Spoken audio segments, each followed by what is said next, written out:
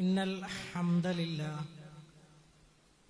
نحمده ونستعينه ونؤمن به ونتوكل عليه ونعوذ بالله من شرور أنفسنا ومن سيئات أعمالنا من يهده الله فلا مضل له ومن يضلله فلا هادي له أشهد أن لا إله إلا الله وأشهد أن محمدا عبده ورسوله أرسله بالهدى ودين الحق ليظهره على الدين كله ولو كره المشركون اللهم صل على محمد وعلى آل محمد كما صليت على إبراهيم وعلى آل إبراهيم إنك حميد مجيد اللهم بارك على محمد وعلى آل محمد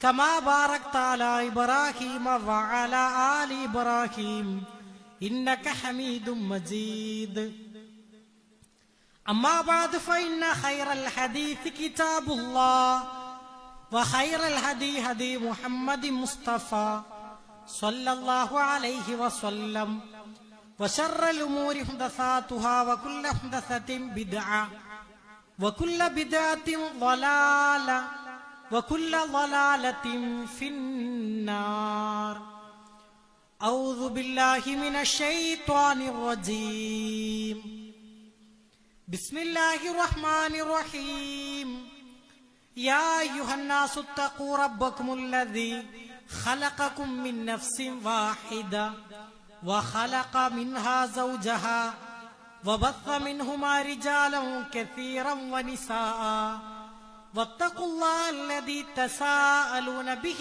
والأرحام إن الله كان عليكم رقيبا بسم الله الرحمن الرحيم يا أيها الذين آمنوا اتقوا الله حق تقاته ولا تموتن إلا وأنتم مسلمون يا أيها الناس أوصيكم إياي أولا بتقوى الله സ്നേഹമുള്ള സത്യവിശ്വാസികളെ വിശ്വാസിനികളെ, സർവലോക രക്ഷിതാവായ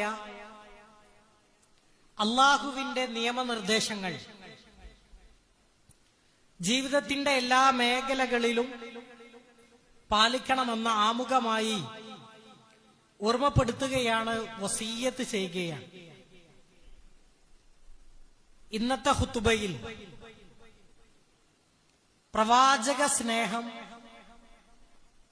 തെറ്റും ശരിയും എന്ന വിഷയത്തെ ആസ്പദമാക്കിയാണ് നമ്മൾ സംസാരിക്കുന്നത്.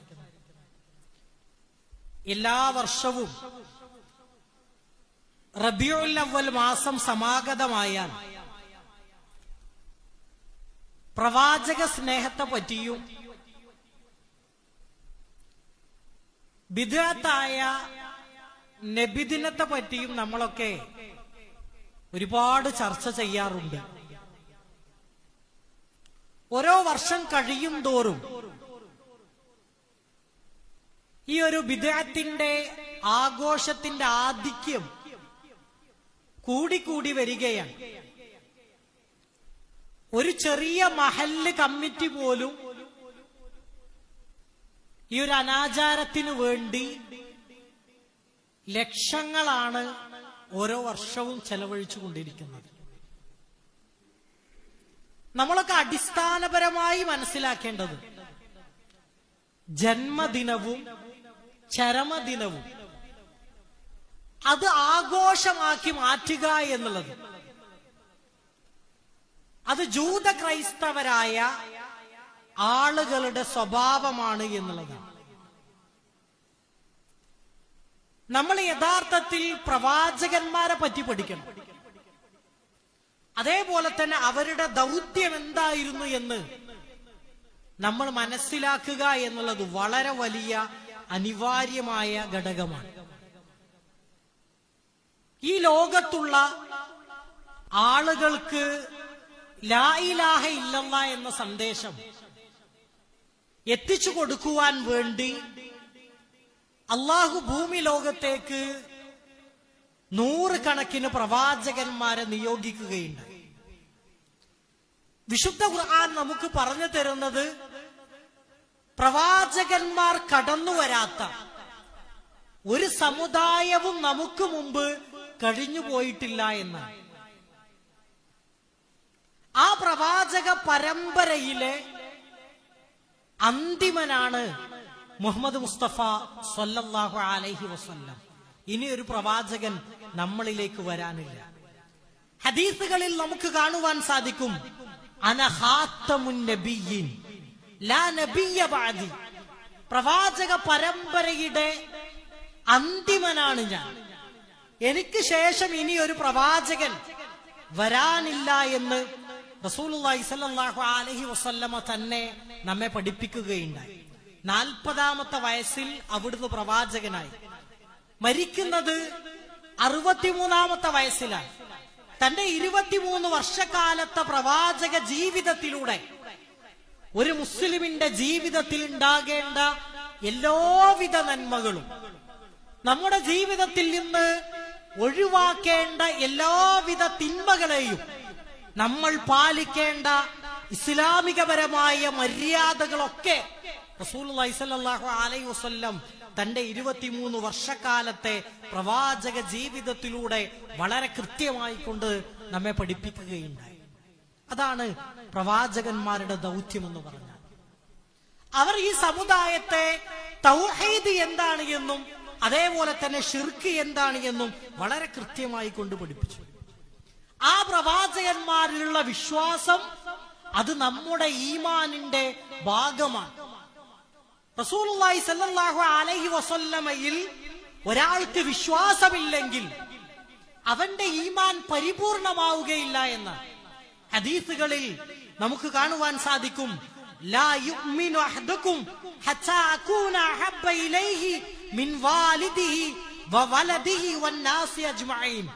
നിങ്ങളുടെ മാതാപിതാക്കളെക്കാളും നിങ്ങളുടെ സന്താനങ്ങളെക്കാളും ഞാൻ ഏറെ പ്രിയപ്പെട്ടതാകുന്നതുവരെ നിങ്ങളാരും വിശ്വാസികളാവുകയില്ല എന്ന് റസൂലുള്ളാഹി സ്വല്ലല്ലാഹു അലൈഹി വസല്ലം ഹദീസുകളിലൂടെ വളരെ കൃത്യമായി കൊണ്ട് നമ്മെ പഠിപ്പിക്കുകയുണ്ടായി. ഏതു പ്രവാചകനാകട്ടെ റസൂലുള്ളാഹി സ്വല്ലല്ലാഹു അലൈഹി വസല്ലമയെ ബഹുമാനിക്കുക, അതേപോലെ തന്നെ സ്നേഹിക്കുക, ആദരിക്കുക എന്നുള്ളത് ഓരോ മുസ്ലിമിന്റെയും മേലുള്ള നിർബന്ധ ബാധ്യതയാണ് എന്നാണ്. എന്നാൽ യഥാർത്ഥത്തിൽ പ്രവാചക സ്നേഹം എന്ന് പറഞ്ഞാൽ അത് എങ്ങനെയാണ്? പല ആളുകൾക്കും പിഴവുകൾ സംഭവിക്കുന്നത് ആ ഒരു മേഖലയിലാണ്. ചില ആളുകൾ ധരിച്ചു വച്ചത് റബീഉൽ അവ്വൽ മാസമാകുമ്പോൾ പ്രത്യേകമായ ചില ഇബാദത്തുകളിലൂടെ മാത്രമേ റസൂലുള്ളാഹി സ്വല്ലല്ലാഹു അലൈഹി വസല്ലമയെ സ്നേഹിച്ചാൽ മതി എന്നാണ് ചില ആളുകൾ കരുതിയിട്ടുള്ളത്. പ്രവാചക സ്നേഹം എന്ന് പറഞ്ഞാൽ അത് എല്ലായ്പ്പോഴും എല്ലാ മേഖലകളിലും ഒരു മുസ്ലിമിന്റെ ജീവിതത്തിൽ ഉണ്ടാകണമെന്നാണ്. റസൂലുള്ളാഹി സ്വല്ലല്ലാഹു അലൈഹി വസല്ലമ പഠിപ്പിച്ച എല്ലാവിധ നന്മകളും ഏതൊക്കെ നമ്മുടെ ജീവിതത്തിലേക്ക് കൊണ്ടുവരാൻ നമുക്ക് സാധിക്കുമോ ആ രൂപത്തിൽ നമ്മുടെ ജീവിതത്തിലേക്ക് കൊണ്ടുവരുമ്പോഴാണ് നമ്മൾ പ്രവാചകനെ സ്നേഹിക്കുന്നത്. ഒരാള് റസൂലുള്ളാഹി സ്വല്ലല്ലാഹു അലൈഹി വസല്ലമയുടെ ചര്യകളെ, സുന്നത്തുകളെ പിൻപറ്റിയാൽ, അതായത് റസൂലുള്ളാഹി സ്വല്ലല്ലാഹു അലൈഹി വസല്ലമ പഠിപ്പിച്ച രൂപത്തിൽ ഒരാൾ വസ്ത്രം ധരിക്കുന്നു, ഒരാൾ ഭക്ഷണം കഴിക്കുന്നു, ആ രൂപത്തിൽ അയാളുടെ ജീവിതത്തെ തിട്ടപ്പെടുത്തുന്നുവെങ്കിൽ അയാൾക്കുള്ള പ്രതിഫലം എന്ന് പറഞ്ഞാൽ സ്വർഗമാണ് എന്നാണ്. അതിൽ സംശയമില്ല. റസൂലുള്ളാഹി സ്വല്ലല്ലാഹു അലൈഹി വസല്ലമ പറഞ്ഞു, കുല്ലു ഉമ്മത്തി യദ്ഖുലൂനൽ ജന്ന, എന്റെ ഉമ്മത്തിലെ എല്ലാ ആളുകളും സ്വർഗത്തിലേക്ക് പ്രവേശിക്കും, ഇല്ലാ മൻ അബാ, വിസമ്മതിച്ചവരൊഴികെ. സ്വഹാബത്ത് ചോദിച്ചു, വമൻ അബാ യാ റസൂലല്ലാഹ്, പ്രവാചകരെ ആരാണ് ഈ വിസമ്മതിച്ചവർ? റസൂലുള്ളാഹി സ്വല്ലല്ലാഹു അലൈഹി വസല്ലം പറഞ്ഞു, മൻ അതാഅനി ദഖലൽ ജന്ന, ആരാണോ എന്റെ ചര്യകളെ, ഓരോ സുന്നത്തുകളെയും തന്റെ ജീവിതത്തിലേക്ക് കൊണ്ടുവരുന്നത് അവർ സ്വർഗത്തിലേക്ക് പ്രവേശിക്കും. വമൻ അസാനി ഫഖദ് അബാ, എന്നോട് വിസമ്മതം കാണിക്കുന്നത്, റസൂലുള്ളാഹി സ്വല്ലല്ലാഹു അലൈഹി വസല്ലമയുടെ സുന്നത്തുകളെ, ചര്യകളെ ജീവിതത്തിലേക്ക് കൊണ്ടുവരാൻ വിമുഖത കാട്ടുന്നവരാണോ അവരാണ് വിശ്വസിച്ചവർ. അവർ സ്വർഗത്തിലേക്ക് പ്രവേശിക്കുകയില്ല എന്ന് റസൂലുള്ളാഹി സ്വല്ലല്ലാഹു അലൈഹി വസല്ലം നമ്മെ വളരെ കൃത്യമായി കൊണ്ട് പഠിപ്പിക്കുകയാണ്. വിശുദ്ധ ഖുർആനിൽ അള്ളാഹു പറഞ്ഞത് അള്ളാഹുവിനെയും അനുസരിക്കണം, അതേപോലെ തന്നെ റസൂലിനെയും അനുസരിക്കണമെന്നാണ്. യാ അയ്യുഹല്ലദീന ആമനു അതീഉല്ലാഹ വഅതീഉർ റസൂല. സത്യവിശ്വാസികളായ ആളുകളെ, നിങ്ങൾ അള്ളാഹുവിനെ അനുസരിക്കുക. തൊട്ടടുത്തായ വചനം നിങ്ങൾ റസൂലിനെയും അനുസരിക്കണമെന്നാണ്. റസൂലിനെ അനുസരിക്കുക എന്ന് പറഞ്ഞാൽ ഒരുപാട് കാര്യങ്ങളുണ്ട്. പ്രവാചക സ്നേഹം എന്ന് പറഞ്ഞാൽ ഒന്നാമതായി പ്രവാചകരുടെ പേര് കേൾക്കുമ്പോൾ സ്വലാത്ത് ചെല്ലണം എന്നാണ്. റസൂലുള്ളാഹി സ്വല്ലല്ലാഹു അലൈഹി വസല്ലം പറഞ്ഞു, അൽ ബഖീലു മൻ ദുകിർത ഇൻദഹു ഫലം യുസല്ലി അലയ്യ. ഈ ദുനിയാവിലെ ഏറ്റവും വലിയ പിശുക്കൻ എന്ന് പറഞ്ഞാൽ എന്റെ പേര് കേട്ടിട്ട് സ്വലാത്ത് ചെല്ലാത്തവനാണ് എന്ന്. നോക്കൂ, സ്വലാത്ത് ചൊല്ലേണ്ട ചില സാഹചര്യങ്ങൾ വരെ ഹദീസുകളിൽ നമുക്ക് കാണുവാൻ സാധിക്കും. ഒന്ന്, നമസ്കാരത്തിലെ രണ്ടാമത്തെ തഹിയ്യാത്തിന് ശേഷം, അതേപോലെ തന്നെ ബാങ്കിന് ശേഷമുള്ള പ്രാർത്ഥനയുടെ മുമ്പായിട്ട് നമ്മൾ എന്ത് ചെയ്യണം? സ്വലാത്ത് ചെല്ലണം. മാത്രമല്ല, മയ്യത്ത് നമസ്കാരത്തിലെ രണ്ടാമത്തെ തക്ബീറിന് ശേഷം സ്വലാത്ത് ചെല്ലൽ പുണ്യമുള്ള കാര്യം. എല്ലാ വെള്ളിയാഴ്ചയും പ്രവാചകരുടെ പേരിൽ സ്വലാത്ത് നിങ്ങൾ അധികരിപ്പിക്കുക എന്ന് ഹദീസുകളിൽ നമുക്ക് കാണുവാൻ സാധിക്കും. ആരെങ്കിലും എന്റെ പേരിൽ ഒരു സ്വലാത്ത് ചൊല്ലിയാൽ അവന്റെ മേൽ 10 സ്വലാത്ത് ചൊല്ലപ്പെടുമെന്നാണ്. രാവിലെയും വൈകുന്നേരവും റസൂലുള്ളാഹി സ്വല്ലല്ലാഹു അലൈഹി വസല്ലം പറഞ്ഞു, സ്വഹാബത്തിനെ പഠിപ്പിച്ചു കൊടുക്കുക, നിങ്ങൾ രാവിലെയും വൈകുന്നേരവും എല്ലാ ദിവസവും 10 വീതം സ്വലാത്ത് ചൊല്ലണമെന്നാണ്. ഈ രൂപത്തിൽ സ്വലാത്ത് ചൊല്ലേണ്ട സാഹചര്യങ്ങൾ, സന്ദർഭങ്ങൾ വരെ റസൂലുള്ളാഹി സ്വല്ലല്ലാഹു അലൈഹി വസല്ലം ഹദീസുകളിലൂടെ നമ്മെ പഠിപ്പിക്കുകയാണ്. പ്രവാചകനെ സ്നേഹിക്കാത്തവൻ യഥാർത്ഥ വിശ്വാസികളല്ല. ഒരുപാട് സ്വഹാബത്ത്, നമുക്ക് 100 കണക്കിന് ചരിത്രങ്ങൾ കാണുവാൻ സാധിക്കും. മഹാനായ ഖുബൈബ് റളിയല്ലാഹു, ഈ സ്വഹാബി എന്ന് പറഞ്ഞാൽ വളരെ ശ്രേഷ്ഠനായ ഒരു സ്വഹാബിയാണ്. അദ്ദേഹം മദീനക്കാരനാണ്. ഖുബൈബ് റളിയല്ലാഹു അൻഹു മദീനക്കാരനാണ്. ഉസൈൽ ഗോത്രക്കാര് ഖുബൈബ് റളിയല്ലാഹുവിനെ സംസാരത്തിലൂടെ വഞ്ചിച്ചുകൊണ്ട് മക്കാ മുശ്രിക്കുകളുടെ അടുത്തേക്ക് എത്തിച്ചു. എന്നിട്ട് അവര് ഉസൈൽ ഗോത്രക്കാര് ഹബ്ബാബ് റളിയല്ലാഹുവിനെ ചെറിയ ഒരു സംഖ്യക്ക് മക്കാ മുശ്രിക്കുകൾക്ക് വിൽക്കുകയാണ്. മക്കാ മുശ്രിക്കുകളായ ആളുകൾക്ക് ഖുബൈബ് റളിയല്ലാഹു ബദറിൽ പങ്കെടുത്തതിന്റെ വളരെ വലിയ വിദ്വേഷമുണ്ട്, പകയുണ്ട്. അങ്ങനെ ഖുബൈബ് റളിയല്ലാഹുവിനെ വളരെയധികം അവർ പീഡനങ്ങൾക്ക് വിധേയമാക്കി. അങ്ങനെ ഖുബൈബ് റളിയല്ലാഹുവിനെ തൂക്കിലേറ്റാൻ വേണ്ടിയിട്ട് ഇങ്ങനെ കൊണ്ടുപോവുകയാണ്. ഈ സമയത്ത് മക്കാ മുശ്രിക്കുകളായ ആളുകൾ ഖുബൈബ് റളിയല്ലാഹുവിനോട് ചോദിക്കുകയാണ്, അല്ലയോ ഖുബൈബ്, നിന്റെ സ്ഥാനത്ത് ഞങ്ങൾ മുഹമ്മദിനെ കൊണ്ടുവരുന്നതിനെ പറ്റി നിന്റെ അഭിപ്രായം എന്താണ്? അഥവാ തൂക്കിലേറ്റാൻ വേണ്ടി മുഹമ്മദ് മുസ്തഫ സ്വല്ലല്ലാഹു അലൈഹി വസല്ലമയെ കൊണ്ടുവരുന്നതിനെ പറ്റി നിന്റെ അഭിപ്രായം എന്താ? ഖുബൈബ് റളിയല്ലാഹു അൻഹു അല്പം മൗനമായി നിന്നുകൊണ്ട് അവരുടെ ആ ചോദ്യത്തിന് മറുപടി പറയുകയാണ്, എന്റെ പ്രവാചകന്റെ കാലിൽ ഒരു മുള്ള് തറക്കുന്നത് പോലും ഞാൻ ഇഷ്ടപ്പെടുന്നില്ല എന്ന്. അതാണ് ഖുബൈബ് റളിയല്ലാഹു അൻഹു തൂക്കിലേറ്റുന്ന സമയത്ത് പോലും ആ ശത്രുക്കളായ ആളുകൾക്ക് നൽകിയിട്ടുള്ള മറുപടി എന്ന് ചരിത്രങ്ങളിൽ നമുക്ക് കാണുവാൻ സാധിക്കും. അവർ റസൂലുള്ളാഹി സ്വല്ലല്ലാഹു അലൈഹി വസല്ലമയെ അത്രത്തോളം സ്നേഹിച്ചു. മഹാനായ ഉമർ ബിൻ ഖത്താബ് റളിയല്ലാഹു അൻഹു മദീന കരഞ്ഞ ദിവസം, റസൂലുള്ളാഹി സ്വല്ലല്ലാഹു അലൈഹി വസല്ലമ വഫാത്തായ മാസം കൂടിയാണ് റബീഉൽ അവ്വൽ. ഈ റബീഉൽ അവ്വൽ മാസത്തിൽ പ്രവാചകൻ സ്വല്ലല്ലാഹു അലൈഹി വസല്ലമ വഫാത്തായി കിടക്കും. ആ വാർത്ത ഒരു കാതിൽ നിന്ന് മറ്റൊരു കാതിലേക്ക് ഇങ്ങനെ വ്യാപിച്ചുകൊണ്ടിരിക്കും. ആളുകൾ കരഞ്ഞുകൊണ്ട് പ്രവാചകരുടെ ജനാസയെ കാണാൻ വേണ്ടി, റസൂലുള്ളാഹി സ്വല്ലല്ലാഹു അലൈഹി വസല്ലമയെ അവസാനമായി കാണാൻ വേണ്ടി കരഞ്ഞുകൊണ്ട് സ്വഹാബത്ത് വരികയാണ്. ഈ സമയത്താണ് മഹാനായ ഉമർ ഇബ്നു ഖത്താബ് റളിയല്ലാഹു അൻഹു ഊരിപ്പിടിച്ച വാളുമായിട്ട് ഇങ്ങനെ നിൽക്കുന്നത്. എന്റെ പ്രവാചകൻ മരണപ്പെട്ടു വഫാത്തായി എന്ന് ആരെങ്കിലും പറഞ്ഞാൽ അവന്റെ കഴുത്തിനെ ഞാൻ എന്റെ വാളിന് ഇരയാക്കും. ഈ സമയത്ത് അബൂബക്കർ സിദ്ദീഖ് റളിയല്ലാഹു അൻഹു ആ സന്ദർഭത്തിലേക്ക് കയറി വരികയാണ്. ഉമർ ഇബ്നു ഖത്താബ് റളിയല്ലാഹു അൻഹു ആശുണ്ട് കയ്യിലുള്ള വാള് താഴെ വെപ്പിച്ചു. അങ്ങനെ ഉമർ ഇബ്നു ഖത്താബ് റളിയല്ലാഹു അൻഹു അബൂബക്കർ സിദ്ദീഖ് റളിയല്ലാഹു അൻഹുവിന്റെ തോളിലേക്ക് കരഞ്ഞുകൊണ്ട് ഇങ്ങനെ ചായുകയാണ്. ഈ സമയത്ത് അബൂബക്കർ സിദ്ദീഖ് റളിയല്ലാഹു അൻഹു പറയുന്നുണ്ട്, ഈ ലോകത്തേക്ക് കടന്നു വന്ന എല്ലാ പ്രവാചകന്മാരും മരണപ്പെട്ടിട്ടുണ്ട്, മുഹമ്മദ് മുസ്തഫ സല്ലല്ലാഹു അലൈഹി വസല്ലമയും ഇതാ വഫാത്തായിരിക്കുന്നു എന്നാണ്. ആ സംഭവങ്ങളൊക്കെ നടന്ന മാസം കൂടിയാണ് റബീഉൽ അവ്വൽ മാസം. മഹാനായ ബിലാൽ ഇബ്നു റബാഹ് റളിയല്ലാഹു അൻഹു പ്രവാചകൻ സല്ലല്ലാഹു അലൈഹി വസല്ലമയുടെ വഫാത്തിന് ശേഷം അദ്ദേഹം ഷാമിലേക്ക് തന്റെ താമസം മാറ്റുകയാണ്. കാരണം പ്രവാചകരുടെ ഓരോ ഓർമ്മകൾ കാണുമ്പോൾ അദ്ദേഹത്തിന് റസൂലുള്ളാഹി സ്വല്ലല്ലാഹു അലൈഹി വസല്ലമയുടെ ഓർമ്മകളുടെ കാരണത്താൽ കരഞ്ഞുകൊണ്ട് മുന്നോട്ടു പോകാൻ കഴിയാത്ത അവസ്ഥയിൽ അദ്ദേഹം ഷാമിലേക്ക് തന്റെ താമസം മാറ്റി. മഹാനായ അബൂബക്കർ സിദ്ദീഖ് റളിയല്ലാഹു അൻഹു ഒരിക്കൽ അദ്ദേഹത്തെ വിളിച്ചു വരുത്തി. എന്നിട്ട് മനോഹരമായ ബാങ്കൊലിയുടെ മഹത്വമേറിയ ബാങ്കൊലിയുടെ ആളായിരുന്നു ബിലാൽ ഇബ്നു റബാഹ് റളിയല്ലാഹു അൻഹു.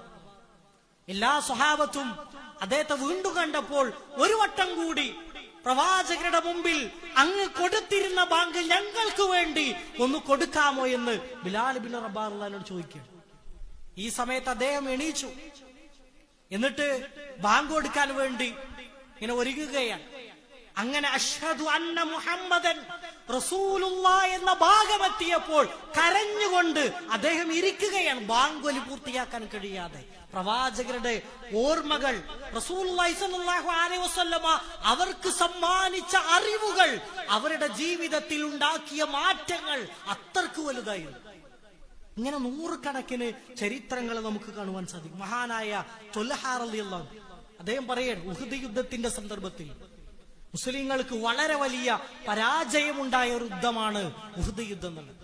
ആ ഉഹദ് യുദ്ധത്തിന്റെ സന്ദർഭത്തിൽ റസൂലുള്ളാഹി സ്വല്ലല്ലാഹു അലൈഹി വസല്ലമയെ തെരഞ്ഞെടുത്തുകൊണ്ട് ശത്രുക്കളായ ആളുകൾ ഇങ്ങനെ ആക്രമിച്ചുകൊണ്ടിരിക്കും. ഞങ്ങൾ സ്വഹാബത്ത് എല്ലാവരും റസൂലുള്ളാഹി സ്വല്ലല്ലാഹു അലൈഹി വസല്ലമയ്ക്ക് ചുറ്റും വലയം തീർത്തു, പ്രവാചകരുടെ മേൽ ഒരു അമ്പ് പോലും തറക്കാതിരിക്കാൻ വേണ്ടി.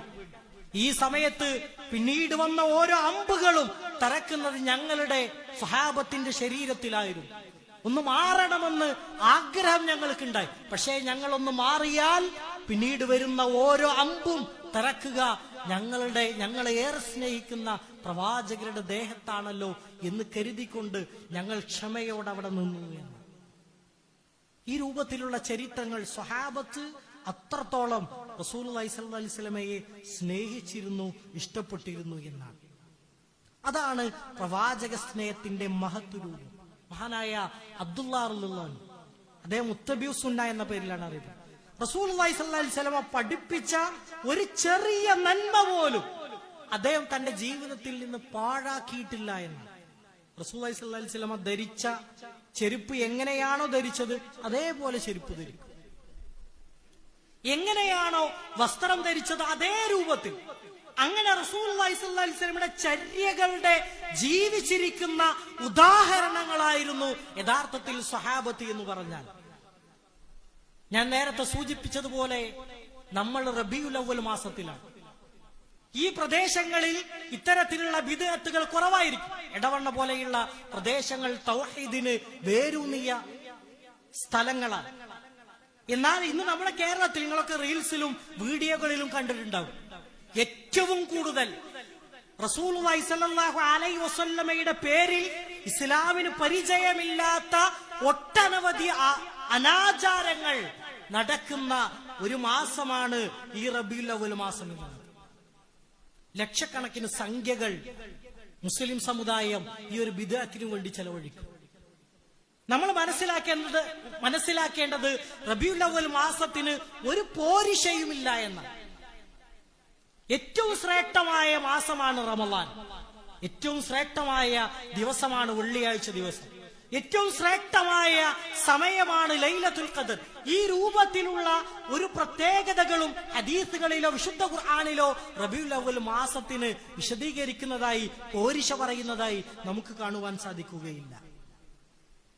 ഞാൻ ആമുഖത്തിൽ സൂചിപ്പിച്ചതുപോലെ ജന്മദിനം അത് ആരുടേതാവട്ടെ, ജന്മദിനവും ചരമദിനവും ആഘോഷമാക്കി മാറ്റുക എന്നുള്ളത് അത് ജൂതരുടെ സ്വഭാവമാണ് എന്ന് നോക്കൂ. നമ്മുടെ മുസ്ലിം സമുദായത്തിൽ സുന്നത്ത് കല്യാണങ്ങൾ വരെ, നമ്മുടെ ചെറിയ കുട്ടികളുടെ ചേലാകർമ്മങ്ങൾ നടത്തുന്നതുവരെ ഇന്ന് വളരെ വലിയ ആഘോഷത്തിൽ കല്യാണങ്ങൾ പോലെ നടത്തുന്ന ഒരു സാഹചര്യത്തിലേക്ക് നമ്മുടെ മുസ്ലിം ഉമ്മത്ത് മാറിക്കൊണ്ടിരിക്കുകയാണ്. ആ രൂപത്തിലുള്ള വീഡിയോകളൊക്കെ നിങ്ങൾ കണ്ടിട്ടുണ്ടാവും. പ്രവാചക സ്നേഹം എന്ന് പറഞ്ഞാൽ യഥാർത്ഥത്തിൽ അത് റബീഉൽ അവ്വൽ മാസത്തിൽ മാത്രമല്ല, എല്ലാ സമയങ്ങളിലും എല്ലാ സന്ദർഭങ്ങളിലും അത് വിശ്വാസികളുടെ ജീവിതത്തിൽ ഉണ്ടാകണം. നമ്മൾ വളരെ പ്രധാനപ്പെട്ട ഒരു കാര്യമായി മനസ്സിലാക്കേണ്ടത് റസൂലുള്ളാഹി സ്വല്ലല്ലാഹു അലൈഹി വസല്ലം പ്രവാചകനായി 23 വർഷക്കാലം ജീവിച്ചു. ഇതാണ് ഏറ്റവും വലിയ അടിസ്ഥാനപരമായ കാര്യം. 22 ജന്മദിനങ്ങൾ കടന്നുപോയി.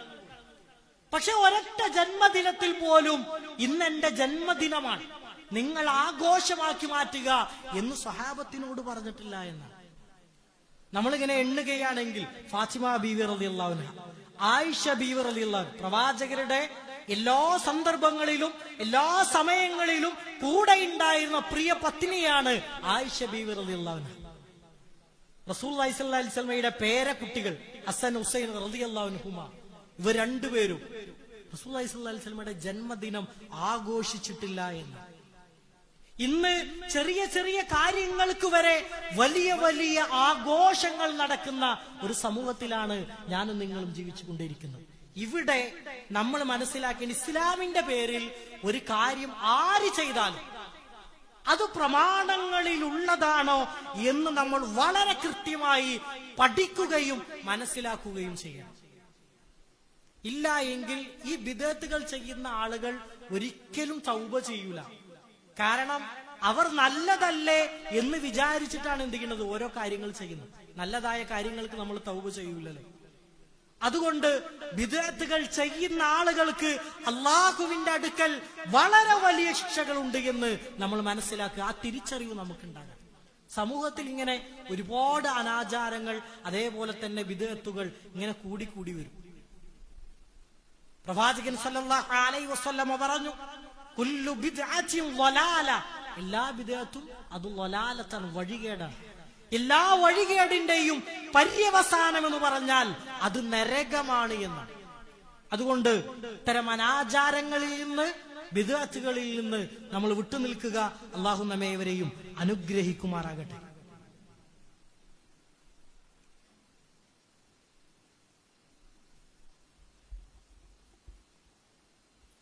അൽഹംദുലില്ലാഹി റബ്ബിൽ ആലമീൻ, സലാത്തു വസ്സലാമു അലാ റസൂലില്ലാഹ് വഅലാ ആലിഹി വസഹ്ബിഹി അജ്മഈൻ, അമ്മാ ബഅദ്.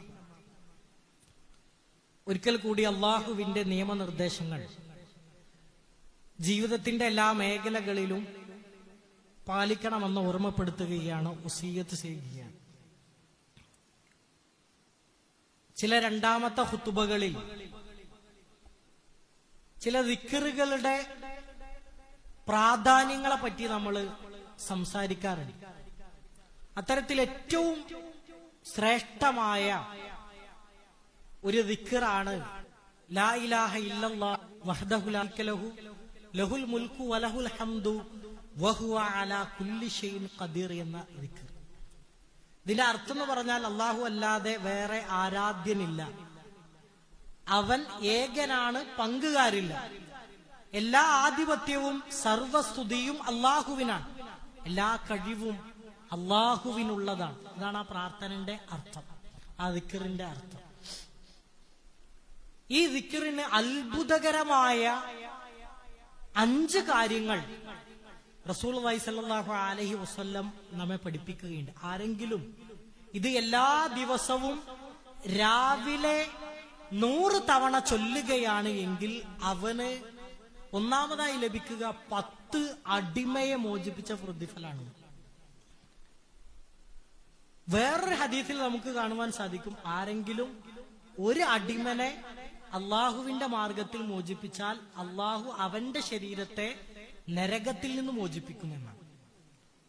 അങ്ങനെ ഒരാൾ 100 തവണ ചൊല്ലുമ്പോൾ അയാൾക്ക് 10 അടിമയെ അള്ളാഹുവിന്റെ മാർഗത്തിൽ മോചിപ്പിച്ച പ്രതിഫലമാണെന്ന്. വേറെയും റസൂലുള്ളാഹി സ്വല്ലല്ലാഹി അലൈഹി വസല്ലം പറഞ്ഞു, അവന്റെ മേൽ 100 പുണ്യങ്ങൾ, 100 നന്മകൾ അവന്റെ മേൽ രേഖപ്പെടുത്തും. അതേപോലെ തന്നെ 100 തിന്മകൾ, അവൻ ചെയ്തിട്ടുള്ള പാപങ്ങളിലെ 100 തിന്മകളെ അല്ലാഹു തആല മായ്ച്ചു കളയും. വേറൊന്ന് റസൂലുള്ളാഹി സ്വല്ലല്ലാഹി അലൈഹി വസല്ലം ഈ ദിക്റിന്റെ മഹത്വമായിട്ട് പറഞ്ഞത്, ആരെങ്കിലും ഇത് രാവിലെ 100 തവണ ചൊല്ലുകയാണ് എങ്കിൽ രാവിലെ മുതൽ വൈകുന്നേരം വരെ പിശാചിന്റെ ഷെറിൽ നിന്ന് അവന് സംരക്ഷണം ഉണ്ടാകുന്നു. നമ്മുടെയൊക്കെ ജീവിതത്തിൽ പലപ്പോഴും തിന്മകളും പാപങ്ങളൊക്കെ സംഭവിക്കുക പൈശാചിക പ്രേരണകളാണ്. അപ്പൊ രാവിലെ ഇത് ചൊല്ലുന്ന ആളുകൾക്ക് രാവിലെ മുതൽ വൈകുന്നേരം വരെ അള്ളാഹുവിന്റെ സംരക്ഷണം ഉണ്ടാകുമെന്ന്. അവസാനമായി റസൂലുള്ളാഹി സ്വല്ലല്ലാഹി അലൈഹി വസല്ലം പറഞ്ഞു, ഈ ദിക്ർ ഒരാള് 100 തവണ എല്ലാ ദിവസവും ചൊല്ലുകയാണ് എങ്കിൽ ഖിയാമത്ത് നാളിൽ അവനേക്കാൾ ശ്രേഷ്ഠനായ, കർമ്മങ്ങൾ കൊണ്ട് ശ്രേഷ്ഠനായ വേറൊരാളുണ്ടാവില്ല. തിളങ്ങി നിൽക്കുക ഈ ദിക്ർ ചൊല്ലിയ ആളുകളായിരിക്കും. ഇങ്ങനെ 5 അത്ഭുതകരമായ ശ്രേഷ്ഠതകൾ ഈ ഒരു ചെറിയ ദിക്റിന് റസൂലുള്ളാഹി സ്വല്ലല്ലാഹി അലൈഹി വസല്ലം നമുക്ക് പഠിപ്പിച്ചു തരികയുണ്ടായി. ലാ ഇലാഹ ഇല്ലല്ലാഹു വഹ്ദഹു ലാ ശരീക ലഹു ലഹുൽ മുൽക്കു വലഹുൽ ഹംദു വഹുവ അലാ കുല്ലി ഷൈഇൻ ഖദീർ എന്നുള്ളത്. ചില പണ്ഡിതന്മാരായ ആളുകൾ പറഞ്ഞത്, രാവിലെ 100 തവണ ഒറ്റയടിക്കത് ചൊല്ലാൻ സാധിക്കാത്ത ആളുകൾ ഒരു ദിവസത്തിൽ അല്പാൽപമായിട്ടെങ്കിലും ഇത് പൂർത്തീകരിക്കട്ടെ എന്നുവരെ ചില പണ്ഡിതന്മാർ ഈ ഒരു ഹദീസിന്റെ വിശദീകരണങ്ങളിൽ പറഞ്ഞതായി നമുക്ക് കാണുവാൻ സാധിക്കും. ദിക്റുകൾ ചൊല്ലുക എന്ന് പറഞ്ഞാൽ അത് നമ്മുടെ ജീവിതത്തിൽ ഒരു രക്ഷാ കവചമാണ്. നമ്മുടെ ജീവിതത്തിലേക്ക് അല്ലാഹു തആല ഐശ്വര്യങ്ങൾ കൊണ്ടുവരുന്ന, ബർക്കത്ത് കൊണ്ടുവരുന്ന ഏറ്റവും വലിയ ഇബാദത്താണ് ദിക്റുകൾ ചൊല്ലുക എന്നത്. മാത്രവുമല്ല, നമുക്ക് പുണ്യങ്ങൾ ധാരാളം വാരിക്കോരി നൽകുന്ന ദിക്റിനേക്കാൾ മഹത്വമുള്ള വേറൊരു ആരാധനയില്ല. നമുക്ക് നന്മകൾ യഥേഷ്ടം നൽകുന്ന, സമ്മാനിക്കുന്ന ദിക്റിനേക്കാൾ വലിയ വേറൊരു ഇബാദത്ത് ഇല്ല എന്ന തിരിച്ചറിവ് കൂടി നമുക്കുണ്ടാകണം. പരമാവധി നന്മകൾക്ക് വേണ്ടി നമ്മുടെ ഒഴിവു സമയങ്ങളെ ഉപയോഗപ്പെടുത്തുക. അള്ളാഹു നമ്മേവരെയും അനുഗ്രഹിക്കുമാറാകട്ടെ. നമ്മുടെ ജീവിതത്തിൽ വന്നുപോയിട്ടുള്ള ചെറുതും വലുതുമായ എല്ലാവിധ തെറ്റുകുറ്റങ്ങളെയും അള്ളാഹു പുറത്തു മാപ്പാക്കി തന്ന് അവന്റെ ജന്നാത്തുൽ ഫിർദൗസിൽ ഒരുമിച്ച് കൂട്ടി അനുഗ്രഹിക്കുമാറാകട്ടെ. അള്ളാഹു ഞങ്ങൾ ചെയ്ത എല്ലാവിധ നന്മകളെയും പരലോകത്ത് സ്വീകരിക്കപ്പെടുന്ന അമലുകളുടെ കൂട്ടത്തിൽ ഉൾപ്പെടുത്തി അനുഗ്രഹിക്കണമെന്നാണ്. അള്ളാഹു ഞങ്ങളിൽ നിന്ന് മരണപ്പെട്ടു പോയ ഞങ്ങളുടെ മാതാപിതാക്കൾ, ബന്ധുമിത്രാദികൾ, കുടുംബക്കാരായ ആളുകൾ, അവരുടെ എല്ലാം ഖബറിടത്തെ നീ വിശാലമാക്കി കൊടുക്കണമെന്നാണ്. അള്ളാഹുവെ, ഞങ്ങളിൽ രോഗങ്ങൾ കൊണ്ട് പ്രയാസം അനുഭവിക്കുന്ന ഒരുപാട് ആളുകളുണ്ട്. അള്ളാഹുവെ, അവരുടെ രോഗങ്ങൾക്കെല്ലാം നീ ശമനം നൽകി അനുഗ്രഹിക്കണമെന്നാണ്. അള്ളാഹുവെ, ഞങ്ങളുടെ കച്ചവടങ്ങളിൽ, ജോലികളിൽ ബർക്കത്ത് നൽകി അനുഗ്രഹിക്കണമെന്നാണ്. اللهم اغفر للمؤمنين والمؤمنات والمسلمين والمسلمات إنك مجيب الدعوات يا قاضي الحاجات. اللهم أجرنا من النار، اللهم أجرنا من النار. اللهم يا مقلب القلوب ثبت قلوبنا على دينك. ربنا آتنا في الدنيا حسنة